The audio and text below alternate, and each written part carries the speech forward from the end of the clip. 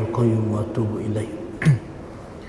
بسم الله الرحمن الرحيم. السلام عليكم ورحمة الله وبركاته.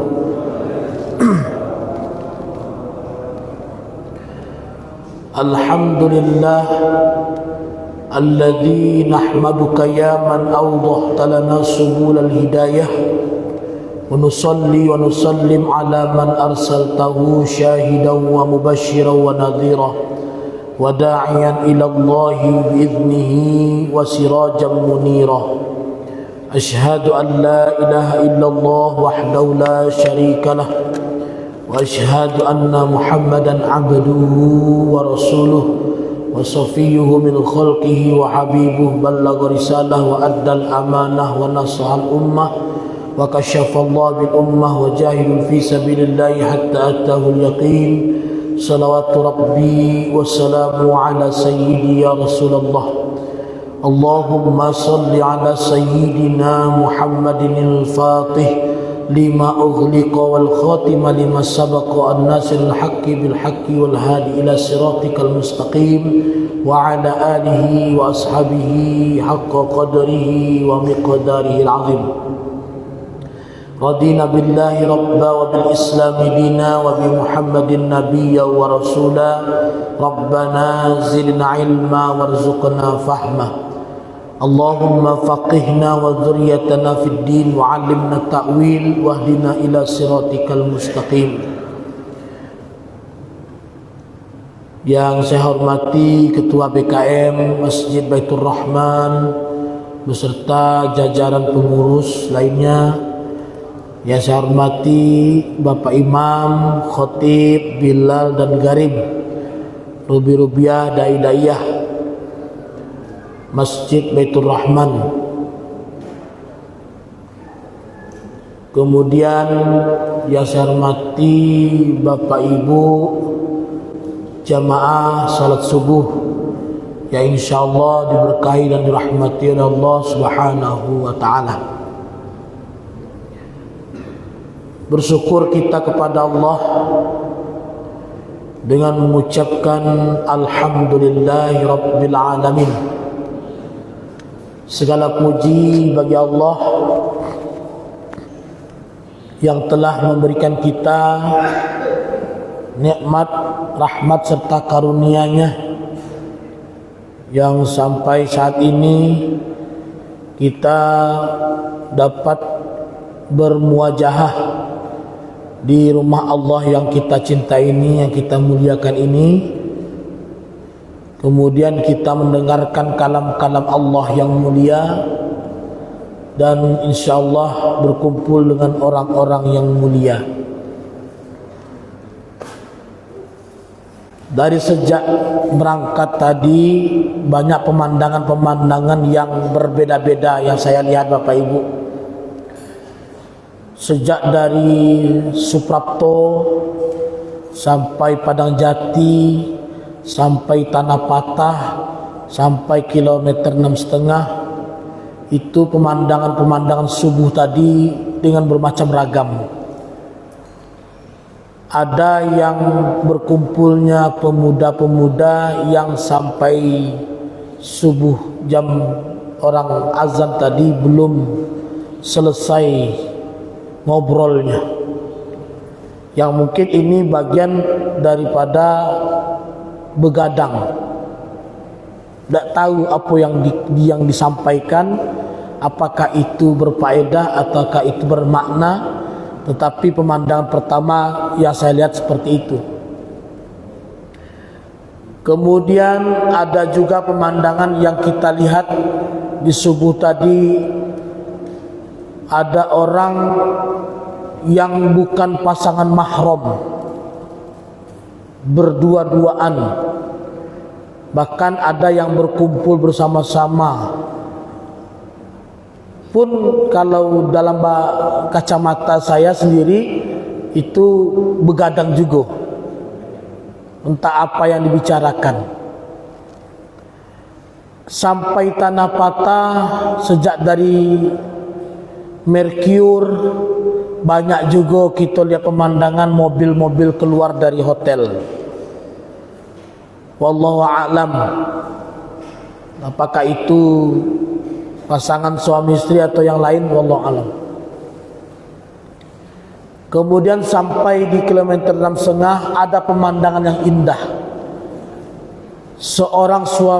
Sepasang suami istri yang sudah tua berboncengan motor, memakai suaminya pakai kain sarung, peci hitam, ibunya pakai mukena, hendak menuju masjid raya.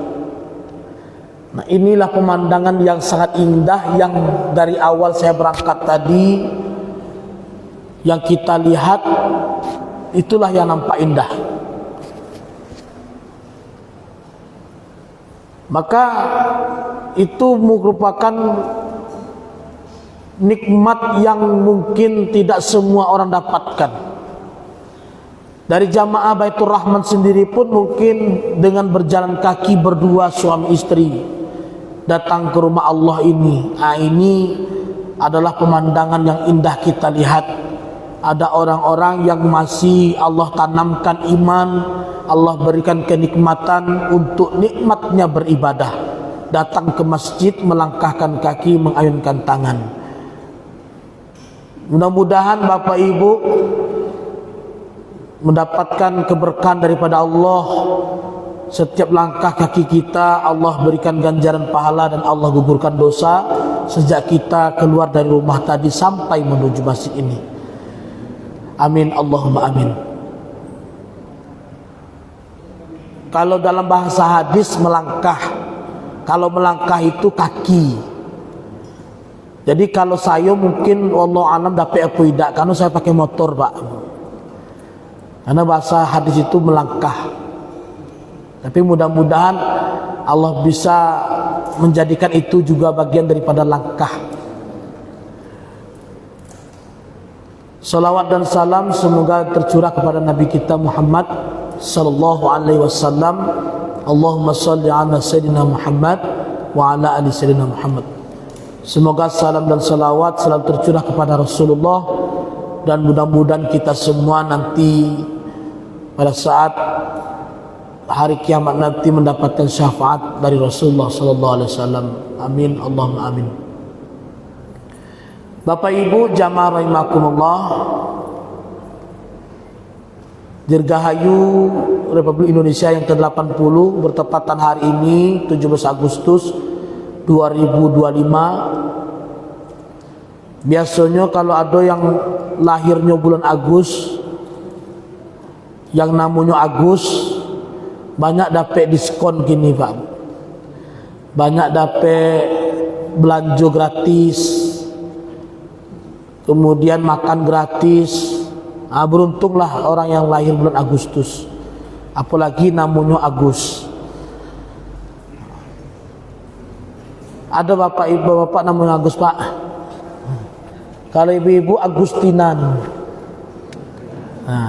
Agustina.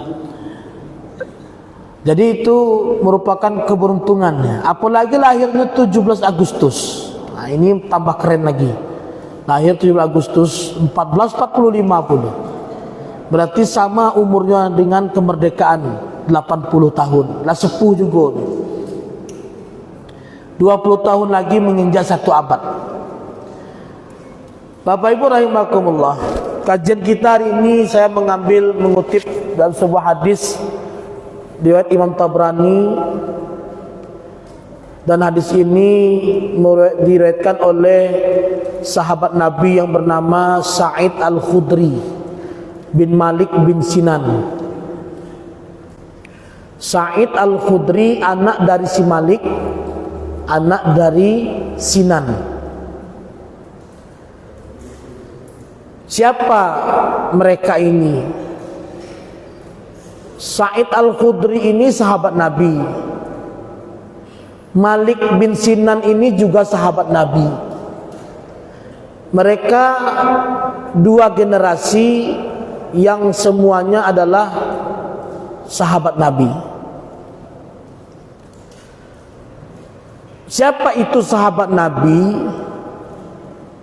Yaitu yang disebutkan oleh Rasulullah, khairu qarni, sebaik-baik masa itu adalah masaku, yaitu 100 tahun masa sahabat. Setelah satu kurun itu 100 tahun. Setelah 100 tahun masuk ke masa yang 200, itu masuk dalam masa tabi'in. Dan di masa tabi'in ini juga banyak, ada sebagian ulama menyebutkan walaupun dia hidup di zaman Rasulullah hidup, Rasulullah masih ada, kemudian dia sudah ada tapi tidak berjumpa dengan Rasulullah. Nah ini walaupun hidup di zaman Rasulullah tapi dia tidak berjumpa Rasulullah, juga disebut tabi'in. Karena syarat orang itu dikatakan sahabat 3, Bapak Ibu. Yang pertama, dia berjumpa dengan Rasulullah. Itu syarat pertama, bisa dikatakan sahabat Nabi. Yang kedua, dia beriman dengan Nabi. Nah ini harus kategori iman. Karena banyak orang dulu yang berjumpa dengan Nabi, banyak orang kafir Quraisy ketika peperangan Badar itu pun ketemu dengan Rasulullah.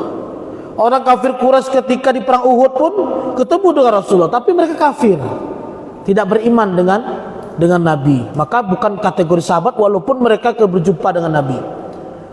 Yang ketiga, matinya dalam keadaan Islam, bukan dalam keadaan munafik. Ya, bukan dalam keadaan khawarij, tapi betul-betul Islam. Karena ada di zaman Rasulullah yang paling terkenal itu adalah Abdullah bin Ubayyah bin Sahlul. Abdullah bin Ubayyah bin Sahlul ini kalau disebut lengkap Bapak Ibu, dia berjumpa dengan Rasul, dia katanya beriman dengan Rasulullah, tapi meninggalnya bukan dalam keadaan iman, tapi dalam keadaan tercap sebagai munafik. Maka disebutlah namanya Abdullah bin Ubayyah al-Munafik. Walaupun di depan Rasulullah katanya beriman, tetapi di belakang Rasul menikam. Nah ini Abdullah bin Ubayyah bin Sahlul sebagai pelopornya. Dan dia tidak disebut sahabat karena dia munafik.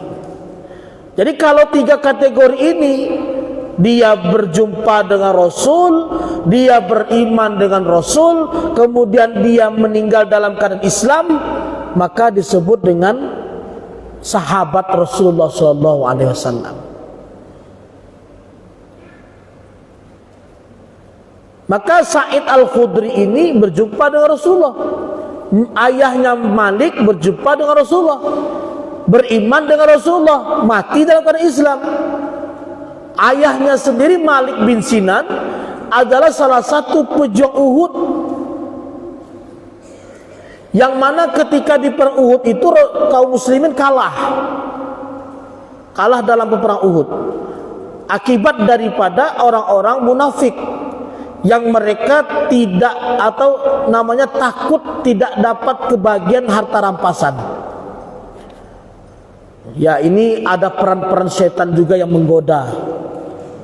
Ketika Rasulullah membuat strategi, tim pemanah harus berdiri di atas bukit supaya tetap berjaga-jaga, jangan sampai nanti ketika merasa menang ada yang mengepung dari belakang bukit.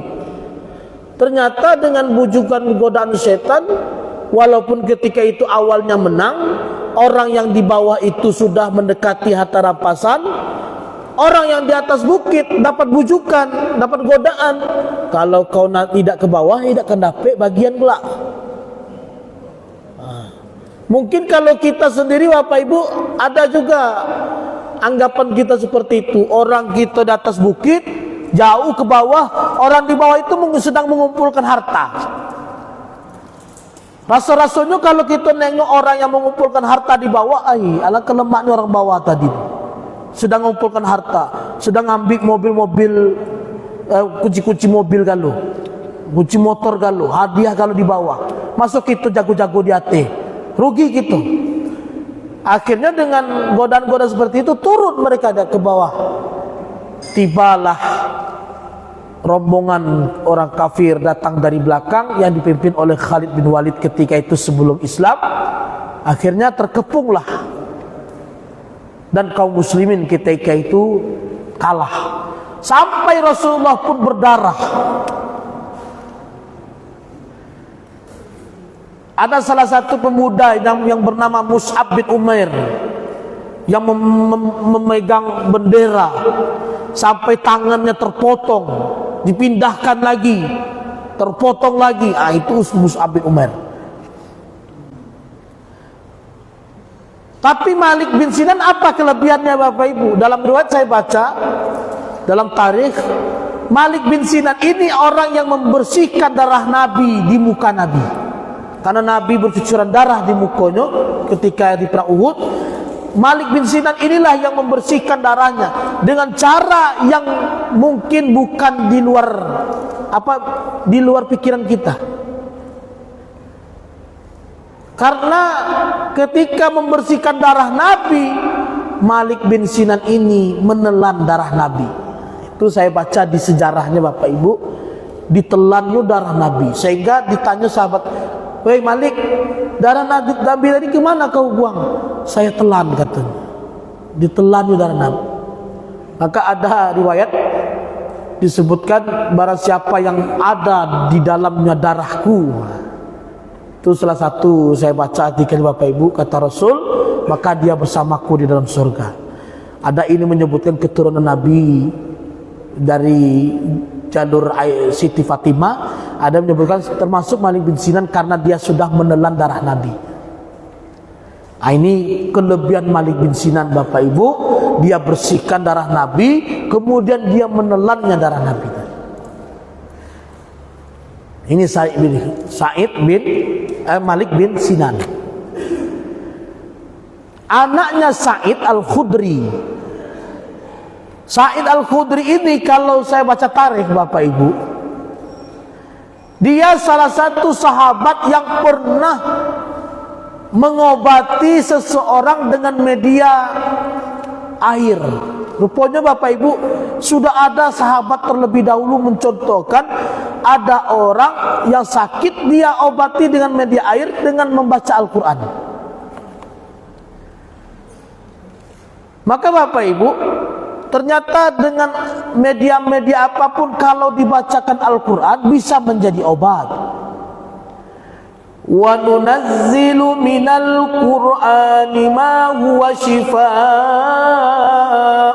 wa rahmatul lil mu'minin. Kami turunkan Al-Quran sebagai obat penawar bagi orang mukmin dan rahmat.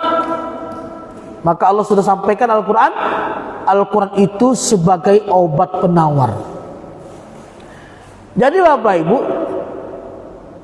ternyata kalau seandainya kita baca ayat itu dengan ayat-ayat Al-Quran, bisa menjadi obat. Bahkan ada yang saya pernah dengar penelitian-penelitian para ahli, ketika air itu dibacakan Al-Quran, partikel-partikel di dalamnya berubah dengan dibandingkan dengan air yang tidak dibacakan Al-Quran. Maka orang-orang lama kadang-kadang Bapak Ibu, ada yang dibaca-bacanya kalau kecil orang mantra-mantra. Tapi ternyata banyak yang saya tanya, "Pak, Bapak itu baca apa Pak?" Yang pertama, saya tawasul ke guru dulu, katanya. Kirim Al-Fatihah ke guru-guru. Sudah tuh saya sudah baca Al-Fatihah, saya baca salawat, saya tambah dengan mauzatain, saya tambah dengan kulullah 3 kali. Itu saya baca. Kemudian saya doa, "Ya Allah, mudah-mudahan air ini bisa menjadi obat dan engkau sembuhkan orang ini."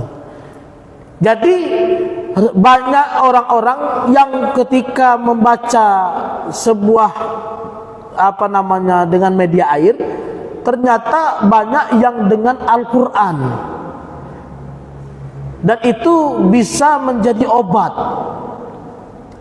Jadi Bapak Ibu, kalau seandainya untuk pertolongan pertama, barangkali yang sakit-sakitnya ringan lah.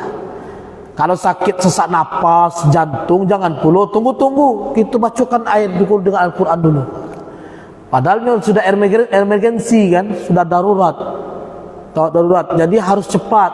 Tapi misalnya kayak demam atau misalnya sakit kepala, ya, bisa coba Bapak Ibu kita baca Al-Fatihah, ayat Al-Quran. Kalau nak tambah panjang, baca Yasin, ya, panjang dikit. Pun kalau seandainya ada orang datang minta tolong, baca aja Pak. Mana airnya? Silakan dibaca. Biar lebih yakin orang itu embus sedikit. Biar tambah yakin ada semburannya. Itu kayak air Pak. Jadi saya dulu pernah bertanya ke guru saya di pondok Pak. Karena waktu itu pernah ada orang datang, Ustadz, karena Ustadz kan, kadang-kadang kan jamaah ini tidak tahu kalau dia Ustadz, kalau dia imam bisa menjadi mantri. Ya, itu kepemahaman orang-orang awam biasanya. Datanglah ke Pak Imam, datanglah ke Pak Ustadz. Ustadz tolong ambil aja air, mana air? Kita doakan. Jadi waktu itu saya tolak, maka saya kena tegur ke guru saya. Ambil saja. Yang menyembuhkan itu kan Allah, bukan kita. Mudah-mudahan dengan ayat Al-Quran yang kita baca itu menjadi obat. Orang ruqyah itu kan Al-Quran juga dibaca. Orang yang ruqyah itu ada air di ember, kemudian dijentiknya, itu kan karena ayat Al-Quran. Nah ini mungkin jadi bahan untuk kita Bapak Ibu. Kalaupun ada apakah cucung, apakah anak, cobalah dikit dulu. Mana air lah, seko ayah baca Al-Quran. Itu bisa Allah jadi obat penawar.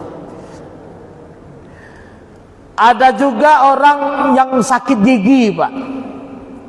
Sakit gigi mengobatinya dengan apa Pak? Dengan paku.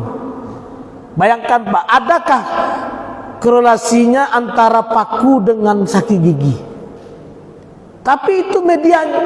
Diambil paku baru panjang 2 kok, dibacanya Al-Fatihah, bacanya selawat, bacanya ayat Al-Baqarah 1-5, dibacanya selawat, dibacanya Qul 3 kali, baca Al-Falaq Nas, terus embusnya paku tadi.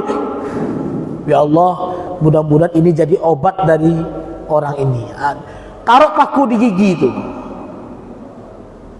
Gigi Bapak sakit, taruh situ. Berapa lama? Paling 5 menit atau 7 menit. Sudah itu diambil paku tadi Pak, ditokonya ke dinding. Bismillahirrahmanirrahim. Hilanglah penyakit orang. Dan terkenal itu Pak dengan media paku. Kalau kita dengan logika, apa hubungan paku dengan sakit gigi? Apakah berpindah kuman ke paku? Tapi ini keyakinan orang, bisa Bapak Ibu. Jadi bisa media apa saja, asal kita sandarkan dengan pengobatan itu kepada Allah. Bukan kita yang menyembuhkan, tapi Allah. Pengobatan medis pun kadang-kadang berbeda Bapak Ibu antara rumah sakit ini dengan klinik. Kadang-kadang yang BPJS itu obat demamnya sama, paracetamol. Cuman kadang-kadang paracetamolnya paracetamol buatan pabrik ini, paracetamol ini buatan pabrik ini, sama. Cuman kadang-kadang kenapa kok yang di rumah sakit lebih ampuh daripada yang di klinik? Jawabannya sama. Cuman kita yakinkan itu yang menyembuhkan Allah, itu hanya media obat. Inilah yang dipakai Said Al-Khudri dalam riwayat Bapak Ibu. Boleh Bapak Ibu baca-baca sejarahnya daripada Said Al-Khudri. Apa kata Said? Qala Rasulullah sallallahu alaihi wasallam, Rasulullah bersabda, arba'atun min sa'adatil mar'i. ada 4 perkara yang disebut manusia itu bahagia. Itu kata Rasulullah. Riwayat Imam Tabrani. Yang pertama, ayyakunu zaujatuhu sholihah wa ayyakunu zaujuhu sholih. Bahwa ada pasangan hidupnya soleh dan solihah.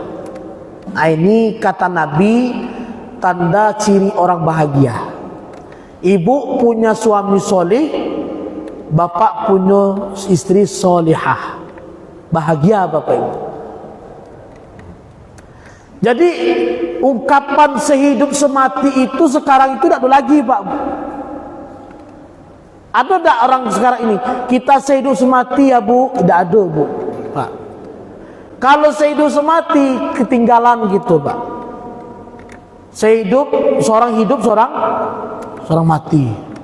Mati istrinya, apa yang dilakukan bapak? Cari lagi. Maka slogannya sekarang ini bukan sehidup semati, sehidup sesurga. Sehidup sesurga. Nah, ini slogan yang dipakai orang sekarang ini pak. Tidak lagi sehidup semati. Kalau dulu kini sehidup sesurga. Maka Bapak Ibu rahimakumullah, bahwa ada pasangan soleh ini membuat kebahagiaan.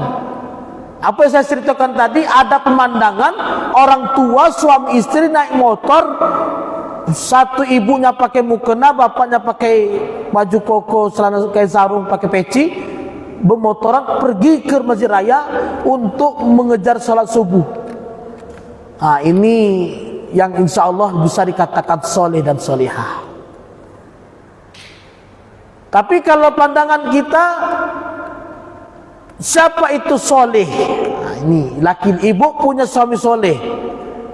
Apa tandanya? Tanda suami soleh itu bu, yang pertama takwa. Dia takwa kepada Allah. Apa itu takwa secara umum saja dalam tafsir al-imtisalul awamir wajtinabun nawahi. Dia ikuti perintah Allah, dia tinggalkan larangan Allah. Nah, itu kalau ibu-ibu punya suami seperti itu sudah tanda soleh dengan takwanya. Sholat 5 waktu. Nah, ini berarti dia tidak meninggalkan kewajibannya. Hal-hal maksiat dia hindari, berarti dia sudah takwa. Nah, ini ibu-ibu. Yang kedua tanda suami soleh itu ikramul walidain. Walaupun dia sudah berumah tangga, punya istri yang cantik, jelita, tapi orang tua tetap menjadi mulia. Nah, ini suami soleh. Kadang banyak bapak ibu ketika si laki-laki menikahi seorang perempuan, kadang-kadang diatur oleh perempuan sehingga orang tuanya pun menjadi musuh untuknya. Padahal wajib dia tetap memuliakan orang tuanya dalam kondisi apapun, karena dia sebagai laki-laki dia tetap harus memuliakan orang tuanya. Betapapun cantiknya seorang istrinya, nak ngatur-ngatur tidak bisa. Orang tuaku tetap adalah dimuliakan. Kan banyak gini bapak ya, apalagi yang kemarin itu, yang berita orang tuanya dititip di panti sosial, bahkan ketika meninggal kami tidak kabarkan tidak apa-apa, tidak apa-apa. Alangkah teganya anak bapak ibu dititip panti sosial, kalau meninggal tidak perlu dikabarkan, tidak masalah. Anaknya seperti apa? Seperti ini. Nah, tapi kalau suami memuliakan orang tua, berarti ibu turut berbangga. Orang tuanya saja dia muliakan, apalagi istrinya. Jadi tetap, dan ibu harus mendukung, jangan dilarang. Karena orang tua itulah yang tanggung jawabnya dulu ketika sebelum kita mendapatkan suami yang terbaik ini. Selagi ada mertua, selagi suami tetap memuliakan orang tuanya, kasih support, kasih dukungan. Bahagia ibu-ibu kalau punya suami seperti itu. Takwa, dia muliakan orang tua. Yang ketiga yaitu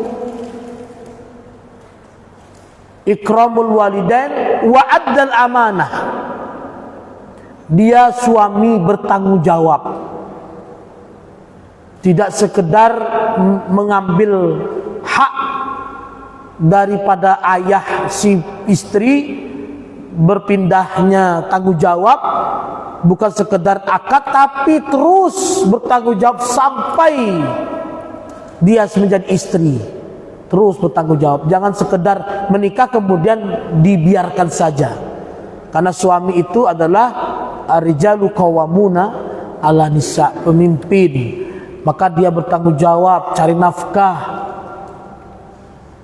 Kalau kini kan ada di film Dunia Terbalik kan, si suami ngerawat anak, si istri mencari uang.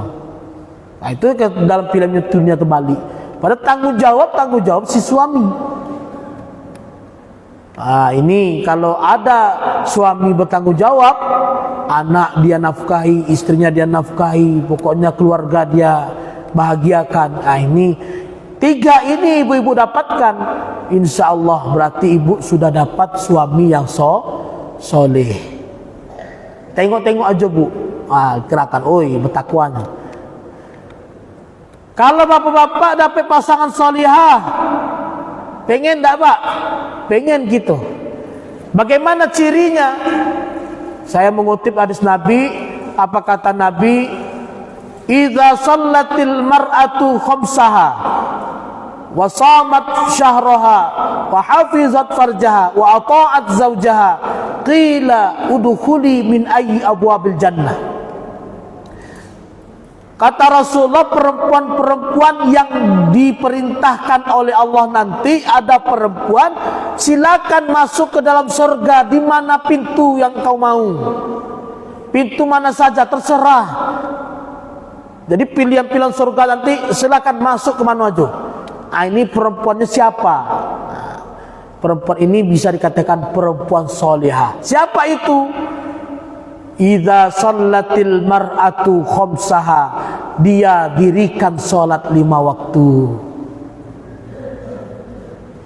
Ibu-ibu sudah salat terus bu?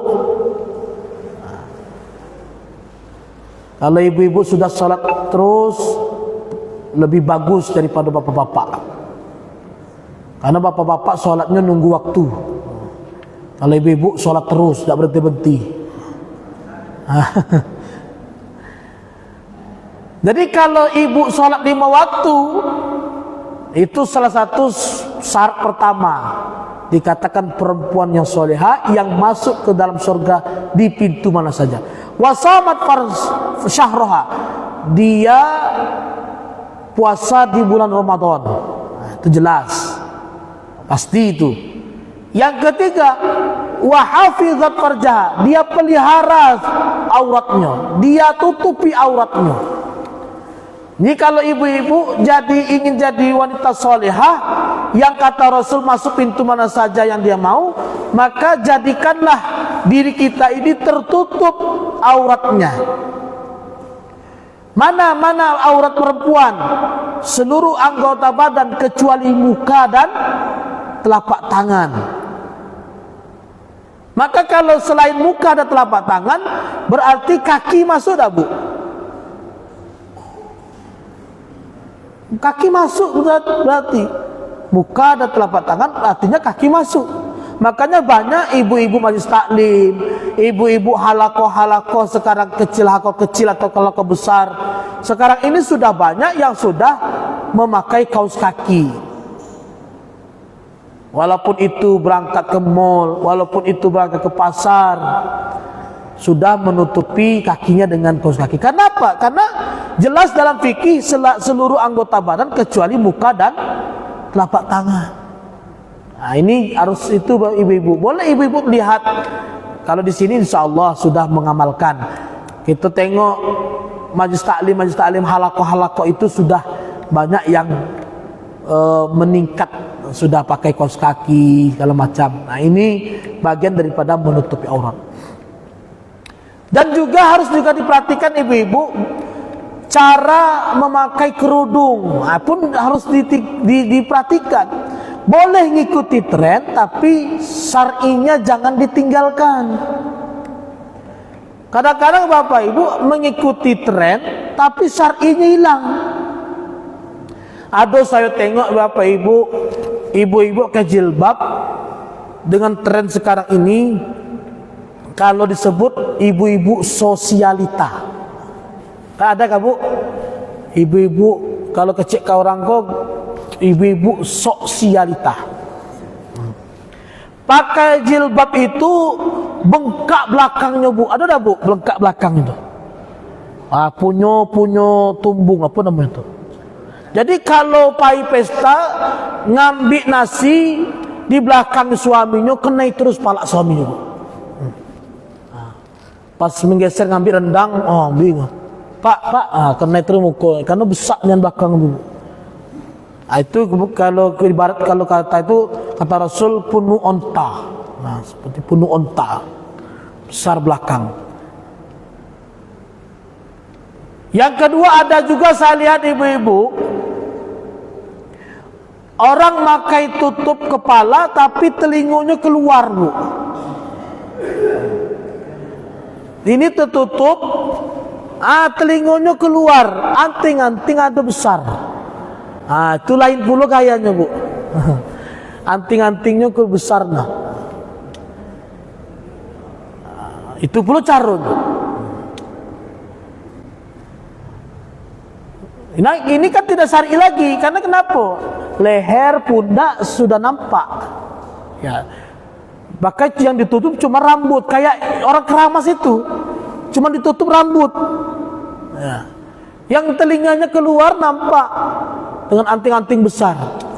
Nah, ini tidak mengikut tren, tapi tidak ada syar'i lagi.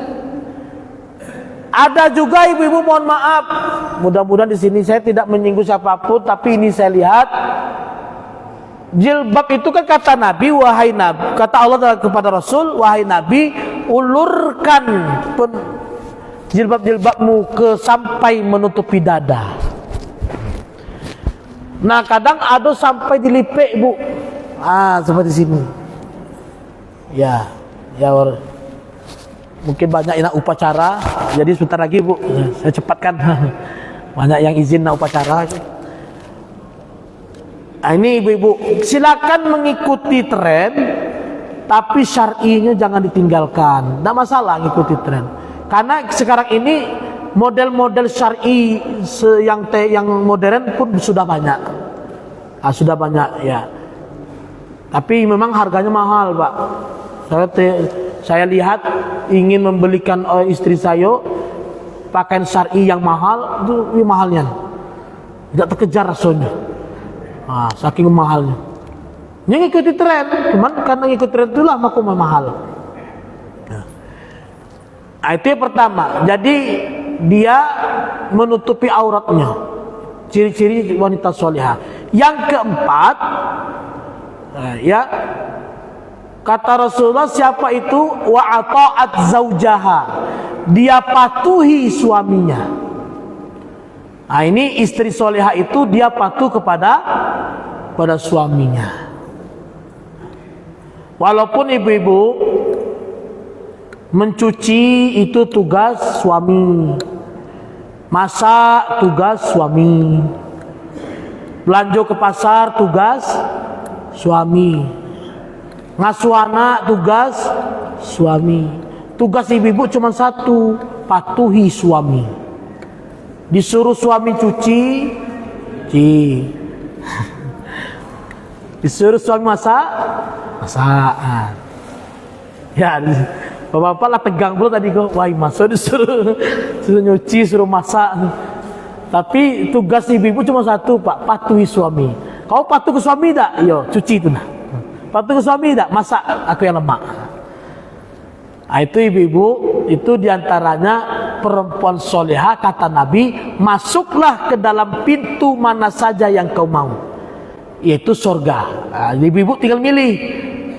Bapak-bapak bahagia nanti. Kenapa? Istrinya saja masuk surga, kenapa tidak suaminya? Maka beruntunglah Bapak Ibu yang punya pasangan hidupnya yang soleh dan solehah. Sama-sama kita mendoakan, mudah-mudahan kita punya pasangan yang Allah berkahi dengan kesolehan.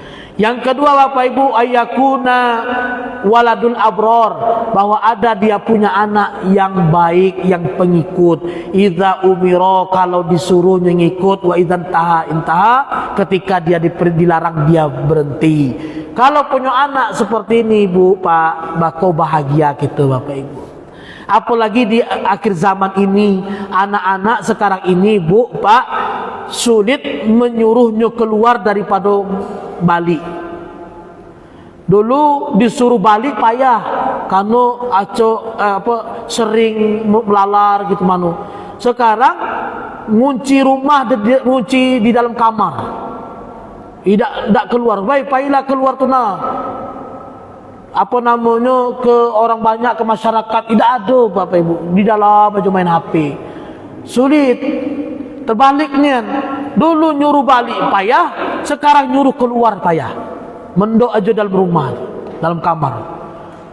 Tapi kalau seandainya ada anak nak pergi sholat ke masjid, sama ayah barengan kita ke masjid, ngikutnya. Nak berhenti kau main itu, jangan lagi lalai kau kayaknya, berhentinya Bapak Ibu. Maka insya Allah ini adalah anak yang mengikut, menurut. Maka termasuk kebahagiaan kita Bapak Ibu punya anak yang menurut dan mengikut.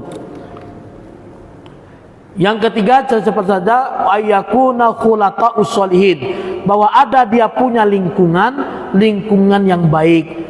Nah Bapak Ibu, kalau sudah ada di kompleksnya rumah, di kompleksnya itu rumah orang-orang yang baik, orang-orang yang ramah, orang-orang yang tidak bikin masalah. Nah itu kalau dapat gitu Bapak Ibu, bersyukurlah bahwa itu adalah kebahagiaan yang Allah datangkan kepada kita. Karena banyak yang kita nengok, bahkan konten-konten yang dikirim ke media sosial itu, gara-gara tetangganya punya mobil, ditutupi jalannya Bapak Ibu.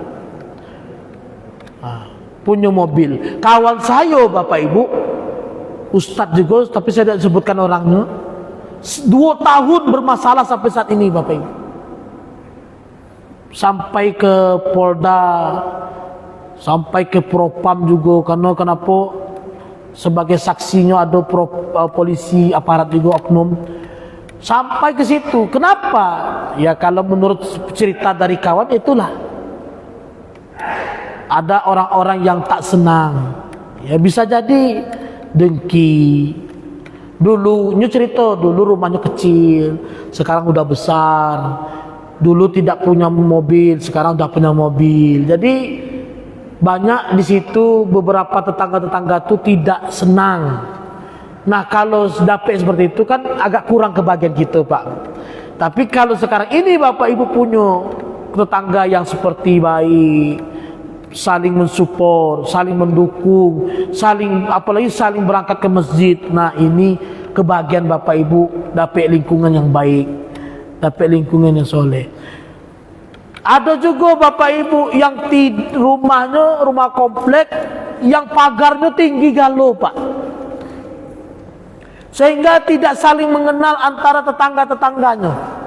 Sebelah-sebelah rumah tidak kenal. Bahkan ada yang pernah kejadian rumah sebelah itu karena tidak kenal, tiba-tiba terbuka tuh ada mobil pick up bawa barang keluar. Oh nak pindah Ibu, Pak? Iya kami nak pindah. Padahal yang ngangkek barang tuh maling Pak. Yang orang sebelah ini tidak tahu, kenapa tidak kenal siapa orangnya. Pas tahunya bahwa orang itu punya rumah, pas nak maghrib terpekik lah nih. Maling katanya. Kenapa Pak? Rumah saya dirampok, dimaling. Lah tadi bukan rumah orang yang mangkat tadi, bukan punya rumah ini, bukan saya yang punya. Kenapa? Karena tidak kenal. Pagar tinggi-tinggi, keluar pagi, balik sore, keluar pagi, balik sore. Tidak pernah tahu siapa pemiliknya. Tapi kalau sekarang, kalau daerah sini kan tidak, di masjid ketemu, di rumah pun ketika berjalan ketemu. Nah ini kalau seandainya dapat lingkungan tidak saling kenal mengenal, maka sulit Bapak Ibu. Kita kadang-kadang tinggal sendiri, meninggal pun tidak ada yang tahu. Meninggal saja tidak ada yang tahu, kenapa? Tidak ada kenal, tidak pernah nampak rumahnya karena tertutup. Nah, ini maka ada seperti itu contoh-contoh lingkungan yang agak sulit untuk bersosial karena dibatasi dengan beberapa hal. Yang terakhir, yang keempat, ayyakuna rizquhu fi baladi, bahwa ada rezeki yang dia cari di daerahnya itulah. Nah, itu bahagianya Pak. Karena kenapa? Ada contoh orang yang ketika dia bekerja, istrinya di Bengkulu, anaknya di Bengkulu, kerjanya di Kalimantan, sekali 10 tahun baru balik. Bahagiakah seperti itu? Tidak Pak. Tapi kalau dia berkeluarga di sinilah, rumahnya di Bengkulu inilah, cari duit di Bengkulu inilah, balik ke rumah terus tiap hari. Nah, ini bahagianya Bapak Ibu. Daripada ketika dia pulang sekali 5 tahun, sekali 10 tahun, ketemu dengan istri, ketemu dengan anak, rasanya kurang kebahagiaannya.